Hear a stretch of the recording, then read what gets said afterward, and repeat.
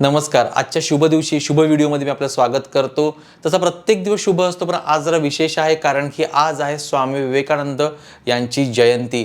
ज्यांनी संपूर्ण जगाला एक मार्ग दाखवला, धर्म म्हणजे काय समजून दिलं, प्रत्येकाने आपल्या आपल्या धर्माचा आदर कसा करावा हे समजवलं. आपला हिंदू धर्म ज्यांनी सगळीकडे प्रसारित केला, त्या महामानवाला आपण आजच्या शुभ दिवशी विनम्र अभिवादन करूया, प्रार्थना करूया की आम्हालाही तुमच्या तेजामधला एक अंश प्राप्त करून द्या.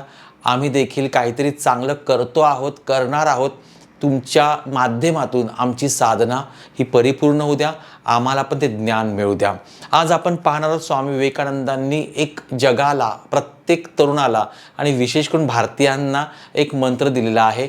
तो मंत्र काय आहे ते आपण अगोदर पाहूया. स्वामीजी म्हणतात, उत्तिष्ठत जाग्रत प्राप्य वरांनी बोधत.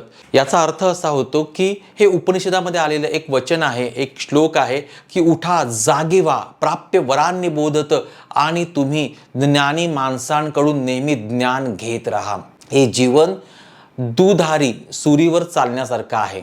म्हणजे कोणत्याही बाजूवर जर आपला पाय पडला सुरीच्या तरी पाय कापणार आहे, पण त्याच्यातून आपल्याला आपलं जीवन जे आहे ते मार्गस्थ करायचं आहे, आपल्याला ते जीवन जगायचं आहे. हा श्लोक कोणत्या उपनिषदामध्ये आलेला आहे हे तुम्ही कमेंट करून नक्की पहा, आम्ही वाट पाहतो आहे. उठा, जागे व्हा. आत्ता ही खरी वेळ आहे उठण्याची. नुसते उठून बसू नका, तर जागे व्हा, खडबडून जागे व्हा. आणि आपल्याला जोपर्यंत ध्येय सापडत नाही तोपर्यंत चालत राहा, चालत राहा, चालत राहा. हा एका अर्थाने भावार्थ आहे.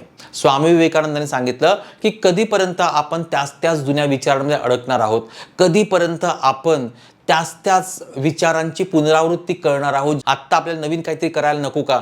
तर नक्की करायला पाहिजे. आणि यासाठी तुम्ही तुमचं ध्येय जोपर्यंत तुम्हाला मिळत नाहीये तोपर्यंत चालत राहा, ज्ञानी माणसांकडून ज्ञान घेत राहा आणि स्वतःचा उद्धार करत राहा. श्रीमद भगवद्गीतेमध्ये देखील वर्णन आलेले ना की उद्धरेत आत्माना आत्मानम, की प्रत्येक व्यक्तीने स्वतःचा उद्धार स्वतःलाच करायचा असतो, कोणीही करायला येत नाही. आपणच आपले मित्र आहोत आणि आपणच आपले शत्रू देखील आहोत. विवेकानंदांचे वाक्य खूप मनाला प्रसन्नता देऊन जातं, खूप काही चेतना देऊन जातं. बऱ्याच वेळेला असं होतं की अर्थातच आळस येतो किंवा आज नको उद्या करूया किंवा बघूया आपण, असं वाटतं. पण त्याच वेळेला हे वाक्य जेव्हा मी ऐकतो, हा श्लोक आहे, हा महामंत्र आहे, हा ज्या वेळेला मी ऐकतो किंवा मी वाचतो किंवा आठवतो, त्यावेळेला वाटतं की नाही यार, आता आपल्याला उठलं पाहिजे, खूप आपला आळस झालेला आहे आणि आता आपल्याला कामाला सुरुवात झाली पाहिजे. तुम्ही देखील ज्यांना असं वाटतं आहे की मला जीवनामध्ये भरपूर काही करायचं आहे, हा पूर्ण श्लोक वाचण्याची गरज नाही, पाठ करण्याची गरज नाही. फक्त आपण पहिलं चरण आणि त्याचबरोबर त्याचा एक भावार्थ आपण लक्षात ठेवूया. उत्तिष्ठत, उठा, जाग्रत, जागे व्हा, प्राप्य वरांनी बोधत.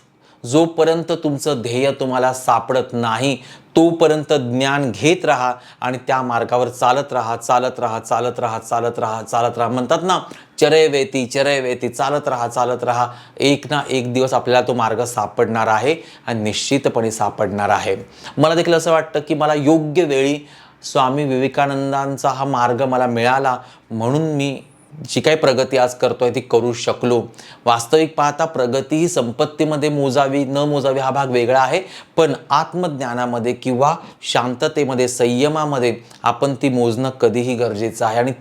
आणि तशीच मी खरं तर मोजत असतो. त्यामुळे ही दैवी संपत्ती आहे, ही आध्यात्मिक संपत्ती आहे, ही विवेकानंदांनी तशा सत्पुरुषांनी दिलेली आपल्याला आशीर्वाद रूपी संपत्ती आहे.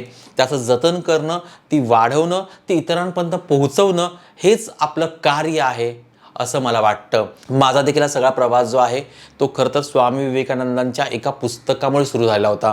मी 2-2.5 वर्षापूर्वी एका व्हिडिओमध्ये ह्या सगळ्यांचा उलगडा केला होता.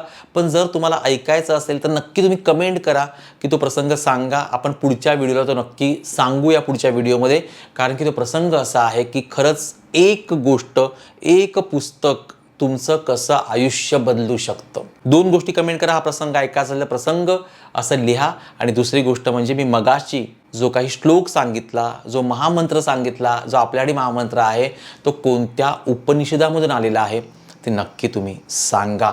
आज स्वामी विवेकानंद जयंती आहे, आज युवा दिन आहे.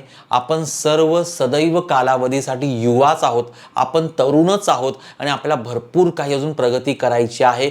ही तर आपल्या जीवनाची सुरुवात आहे, हे लक्षात ठेवा. आत्ता जागे व्हा. आपलं वय काय आहे हे महत्त्वाचं नाही आहे, पण आत्ता आपल्याला जाग आलेली आहे, आत्ता आपल्याला उठायचं आहे आणि काय ते दैदिप्यमान करून दाखवायचं आहे. हाच विचार प्रत्येकाने करा. बघा, जीवन सुंदर आहे आणि यश आपलंच आहे. हा व्हिडिओ कसा वाटला नक्की सांगा. व्हिडिओ अधिकाधिक शेअर करा.